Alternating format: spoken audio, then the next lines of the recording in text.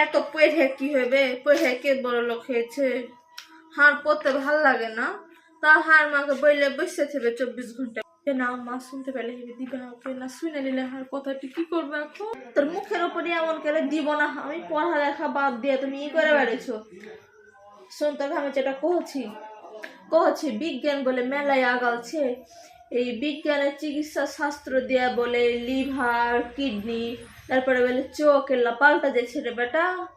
তো কহছি বিজ্ঞানী মানে এমন কিছু আবিষ্কার করতে পারিনি যেখানে আমি বেটিকে পাল্টে নিতে পারবো। মা আমি বুঝলু না, তুই এল্লা কেন হাকে পুছ করছিস?